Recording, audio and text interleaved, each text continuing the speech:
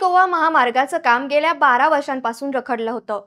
ते आता पूर्णत्वाच्या मार्गाने जातंय. यामागे आहेत सार्वजनिक बांधकाम मंत्री रवींद्र चव्हाण.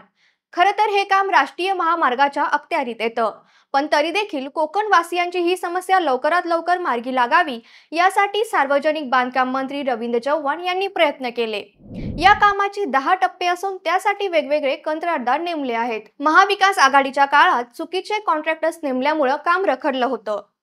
दोषी कॉन्ट्रॅक्टर्सला ब्लॅकलिस्ट करणं, साऱ्यांना सोबत आणून भूसंपादनासाठी जागा मिळवणं, अशा असंख्य अडचणी होत्या.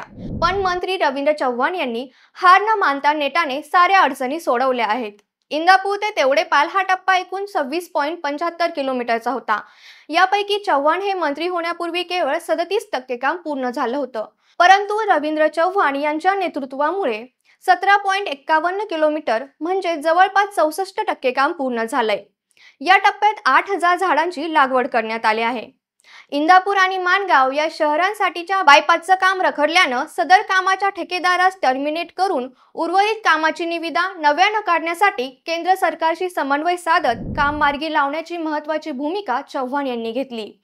इंदापूर आणि माणगाव या शहरांमधील जुन्या महामार्गाचे डांबरीकरण करण्याचं काम मार्गी लावलं. त्यामुळे गणेश उत्सवाच्या काळात कोकणात येणाऱ्या प्रवाशांचा प्रवास सुकर झाला. तर वडपाले ते भोगाव खुर्द हा दुसऱ्या टप्प्यातील 38.76 किलोमीटर म्हणजेच 100% काम पूर्ण झालंय.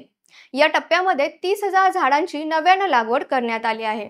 महामार्गासाठी वन विभागाच्या जमिनींमध्ये काम करण्यासाठी लागणारी परवानगी मिळवण्याचे काम 4 वर्षांपासून रखडलं होतं. चव्हाण यांच्या प्रयत्नामुळे ही मंजुरी मिळाली आणि या ठिकाणी महामार्गाचं काम पूर्ण झालंय. भोगाव खुर्द ते कशेडी हा सुमारे 9 किलोमीटरचा टप्पा पूर्ण झालाय. या टप्प्यात 8,000 झाडांची लागवड करण्यात आली आहे. कशेडी घाटातील बोगद्याचं काम देखील पूर्ण झालंय. कशेडी ते परशुराम घाट हा टप्पा 42.33 किलोमीटरचा आहे. या टप्प्याचं 99.50% काम पूर्ण झालंय. या मार्गावरील स्थानिकांच्या मागणीनुसार खेड रेल्वे स्टेशन, वेरळ खोपी पाटा आणि गुणंदे फाटा येथे भुयारी मार्गाचं काम, तसेच भरणे नाका, दाभीर, एक्सल फाटा येथे शाळांसाठी पादचारी मार्ग मंजूर करण्यात आले आहेत. परशुराम घाट ते आरवली हा टप्पा 34.45 किलोमीटरचा असून 32 किलोमीटर काम पूर्ण झालंय.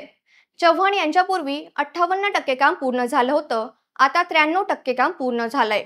आरवली ते काटे हा 32.23 किलोमीटर लांबीचा टप्पा होता. त्यातील 18 किलोमीटरचं काम पूर्ण झालं होतं. येथे चव्हाण यांच्या नेतृत्वात नवीन ठेकेदाराकडून 47.91% काम पूर्ण करण्यात आलं. या मार्गावरील मोठे पूल, उड्डाण पूल वगळता येत्या मार्च पर्यंत या टप्प्याचं काम पूर्ण करण्याचं नियोजन आहे. रामपेठ येथील कब्रस्थानासाठी राष्ट्रीय महामार्गांची जुनी शिल्लक जागा देऊन महामार्गाच्या कामातील 140 मीटर लांबीतील अडथळा दूर करण्यात आलाय. काटे ते वाकड हा टप्पा 49.15 किलोमीटरचा आहे. 33 किलोमीटरचं काम पूर्ण झालंय. मंत्री चव्हाण यांच्या काळात 63% काम पूर्ण झालंय. या टप्प्यात मोठा अडथळा जलवाहिनीचा होता. लांजा येथील 17 किलोमीटर लांबीपैकी 11 किलोमीटर लांबीतील महाराष्ट्र जीवन प्राधिकरणाच्या जलवाहिनीच्या स्थलांतराचं मोठं काम पूर्ण झालंय. वाकेड ते तळगाव हा टप्पा 33.26 किलोमीटरचा आहे. याचं काम 100% पूर्ण झालंय.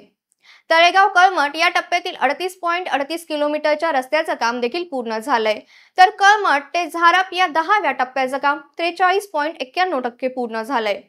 थोडक्यात सांगायचं तर मुंबई गोवा महामार्गाचं जे काम रखडलं होतं ते खरं म्हणजे इंदापूर ते झाराप असा 355 किलोमीटरचा मार्ग आहे. यापैकी 305 किलोमीटरचा मार्ग पूर्ण झालाय, म्हणजेच 85.82% काम पूर्ण झालंय. 10 टप्प्यांपैकी 6 टप्प्यांचं काम पूर्ण झालेलं आहे. उर्वरित 4 पॅकेजेस मधील 50 किलोमीटरचं काम प्रगतीपथावर आहे. या मार्गावरील मोठे पूल, उड्डाण पूल वगळता उर्वरित काम डिसेंबर अखेर पूर्ण करण्याचं नियोजन आहे. परंतु मोठे पूल आणि उड्डाण पुलाचं काम होण्यासाठी आणखी 2 वर्ष लागणार आहेत. कोकणवासियांसाठी मार्गाच्या कामाला खऱ्या अर्थानं वेग दिलाय तोच मंत्री रवींद्र चव्हाण यांनी. त्यामुळेच कोकणवासियांना आपल्या 12 वर्षांपासून रखडलेल्या समस्येचा अंत होताना दिसत आहे. अशाच प्रकारचे राजकीय व्हिडिओ पाहण्यासाठी लेट्स अप मराठीला YouTube आणि सोशल मीडियावर फॉलो करा. पाहत रहा लेट्स अप मराठी.